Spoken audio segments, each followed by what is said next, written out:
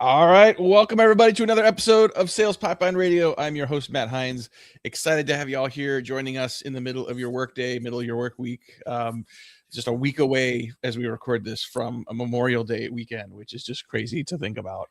If you're watching us live on YouTube or in LinkedIn, thank you so much for being part of the show. We would love to make you part of the show. If you have a comment or question on our topic today in our conversation with Jessie, would love to get into that. And if you're watching on demand or listening on demand, thank you so much for continuing to subscribe and follow. Over 250,000 people downloaded and have access to Sales Pipeline Radio, and every episode of this podcast, past, present, and future, always available at salespipelineradio.com. Very excited to have. We missed each other at Summit a couple weeks ago, Jessie, but very excited to have with us Jessie Johnson. She's principal analyst of demand marketing at Forrester. Jessie, thanks for joining us. Yeah, thanks for having me, Matt. Glad that we could connect after the event. I'm glad we could as well. This is your second year on the Sales Pipeline Radio tied to Forrester Summit. We had you last year. We have you again this year. It's been a week and a half since we all left Phoenix, and head's still spinning on a lot of what we talked about. How about for you? Yeah, absolutely. And I don't know that that's going to slow down anytime soon. It's like we're really just getting started now. Nothing is slowing down in marketing right now, and I know you're spending a lot of time sort of watching the AI space, which seems to be going the fastest of all right now. What was just talking to people? I mean, there's so much work that goes into your presentation and the research you're doing sort of in your sessions, but as you talk to people at the show, what were some of the key things that you heard from people that you think that were particularly interesting? Yeah, I would say for me it was a lot of the optimism around kind of what's possible. So we introduced the idea of go-to-market singularity. So, things are falling apart, but, how do we start to put them together in this kind of brave new world that is very much AI augmented? One thing that just with my coverage area, one thing that I found quite energizing was that a lot of the fears have started to turn into that. Well, what does this mean for me? What is my kind of, advantage that I can bring to this AI driven world based on my own experience and expertise? So I think a lot of our attendees, while it's a little bit scary at times when we think about the future ahead, it was great to start to see that optimism and to see them start to find themselves in that future and how they can really work alongside AI. Well, you wrote about this a couple of months ago, right? You talk about the fact that the future is not humans versus AI. And I think a lot of people, as they get into it, are realizing how exciting it actually is for the profession, how exciting it's going to be for their careers. And so there's that, I see it all the time still, that switch from like, oh my God, it's coming for me, to, oh my gosh, I get to focus on the things I love. Yes. Yep. Precisely that. And, that idea of how do we balance that human judgment, creativity, ingenuity with how we're using AI within the organization. It's, while we do see in the news, companies that are letting go of their staff, and then they'll say that it's because of AI. I think really what's going on is just not necessarily a reorganization, but a reshaping of how the work gets done. So making sure that we are calibrating humans and AI based on the things that are going to matter most to the business. So let's double click on this a little bit. Late last year, you wrote about what you considered the 7 AI agent archetypes that and at the time you said that will reshape. It is definitely reshaping it now. I thought that was a really smart way of sort of breaking down how to think about functionally how AI is helping. I'd love to have you sort of just quickly walk through that for people.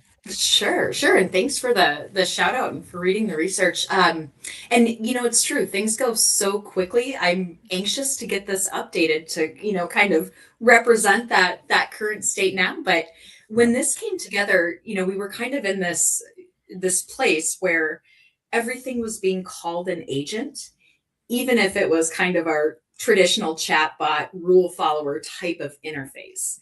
So a lot of the goal there was to figure out, you've already got a lot of AI in your stack, And now we have these really cool and powerful capabilities from agentic and generative AI. So how do we really rationalize that and figure out, what does that look like, not only in our tech stack, but how we get work done? So the 7 archetypes, as we think about kind of the base levels. So I hesitate to call it old school, but digital process automation. So we still have this idea of this rule follower agent that's really going to do this if then that, if this then that kind of approach to its work. So routine, reactive, rules based.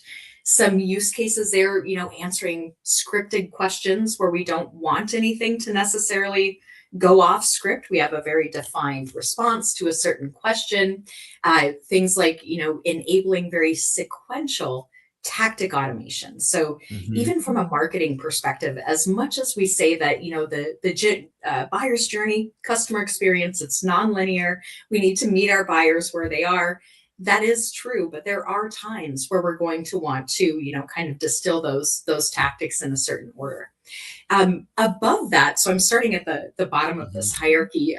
Above that, we have kind of the producer archetype. So this is all about leveraging things like retrieval augmented generation to figure out how can we embed both ideation and co-creation of content or whatever it is that you're working on in your interfaces and workflows. So this idea of kind of, working side by side with AI as you get your work done. So a lot of, generating content, that's everything from a social post to now, as things have evolved, being able to, generate a custom pitch deck for a client.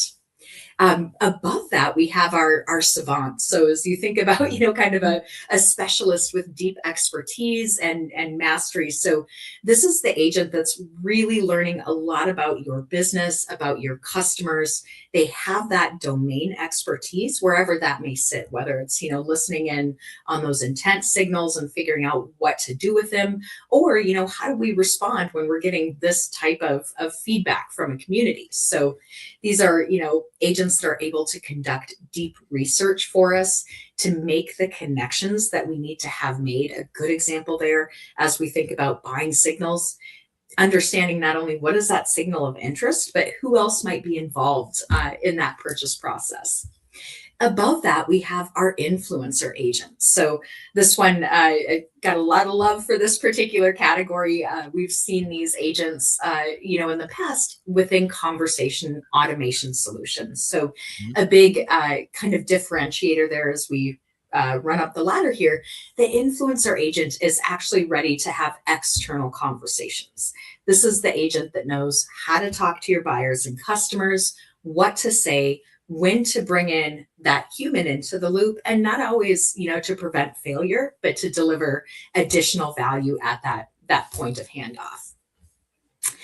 And then as we, start to look a little bit ahead, we have the choreographer agent. So kind of a middle manager that's going to be coordinating the work of, your, say, junior level agents, and, really serving as that go-between between the human and the team or the crew of agents that we're working with.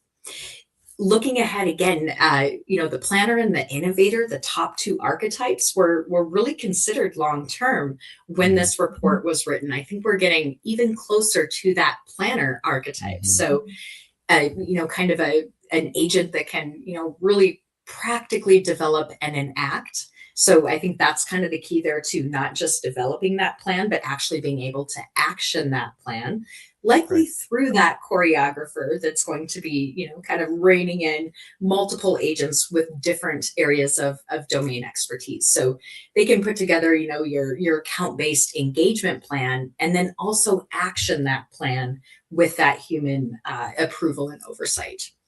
And then the innovator bucket, I think this one is going to be, really interesting to watch. So these are the agents that can actually come up with new ways of doing things, novel approaches, maybe even invigorating, established demand products. So this is going to be a really interesting kind of agent archetype to watch in the future. They can help us to create tools, create tools on their own, maybe even create, a team of agents to execute on that account-based engagement plan that planner archetype came up with. So yeah, the future is certainly bright as we think about how we can augment our go-to-market with these various agent archetypes. Yeah, I really like the way you've broken those down. And if you're a Forrester client, definitely go make sure you download that and get that to your team. If you are not, just go listen to that again and write it down. Because I think it's a really good way of thinking about sort of structurally how to sort of get the jobs to be done that are possible with AI, really rolling your organization. Talking here on Sales Pipeline Radio today with Jessie Johnson. She's principal analyst at demand marketing at Forrester. I think so many people are starting to rely more and more on these models, on agentic workflows. We're still, though, in sort of a trust but verify mode. Key example, just as we got started, before we got started here today, I've been using AI for everything, and including sort of show prep here to say, like, what are some things that I don't know? What are some things I should know? Claude told me you were retiring this year, that this was your 10th and final summit. Neither of us can figure out where it came up with that.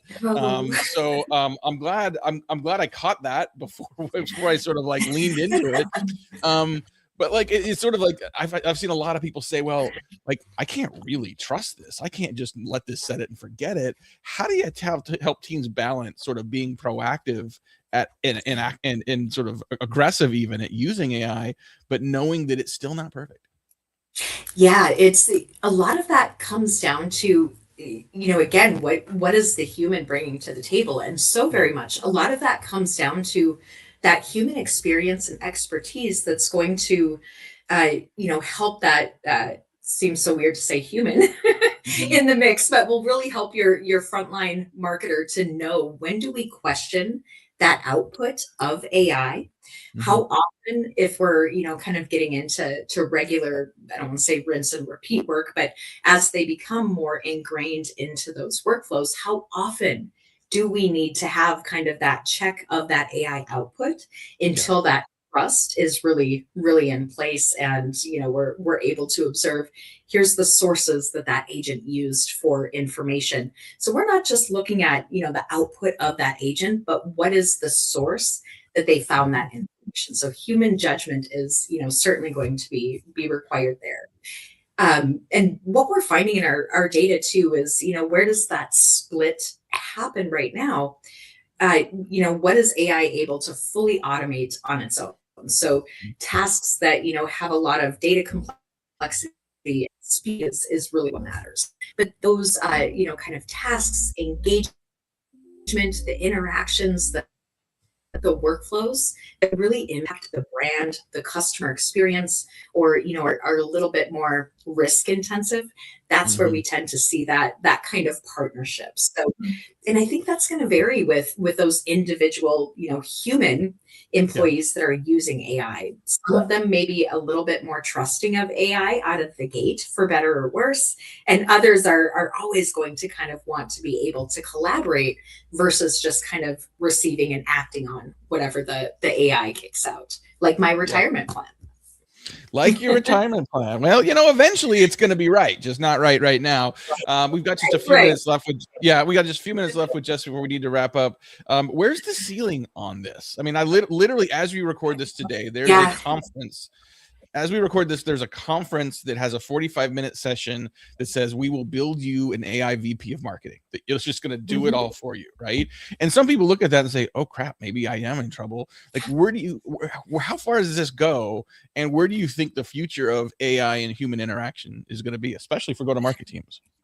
Yep. I think part of that is a lot of this is still kind of shiny object. It's cool to play around. It's, to think the art of the possible.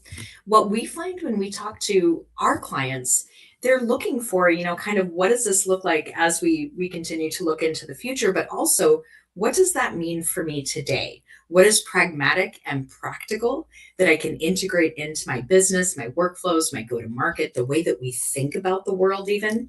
And that idea of let's build you a VP agent, that's certainly compelling. That's absolutely that innovator archetype.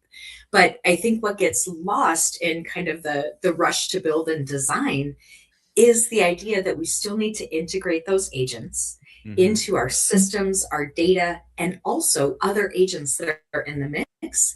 And we need to onboard that agent as though I won't say as though it were a human, but onboard that agent in context of the role that it is going to play. So having a very human first approach to onboarding those agents, I think that integration and onboarding piece are really what brings the value. We can create agents all day long, but we need to make sure that they can actually deliver that value.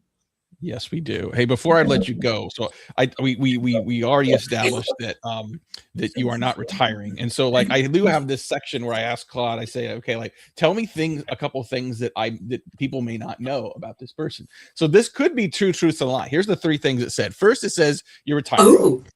Then it said you have a Master of Fine Arts in Creative Writing. Is that true? Correct. Okay, so that one's correct, right. Yeah. And it also says that you do the Michael J. Fox Ride for a Cure every year to raise money for Parkinson's disease. That is not correct. Yeah. I wish it were. That was a really great set of things. So it was 2 lies and a truth. Yeah. Thanks to Claude. So always it's a work in progress. But it's pretty amazing. Well, Jessie, thank you for joining us. If people want to read more of your stuff, especially new research and content you have coming out, what's the best place for them to go?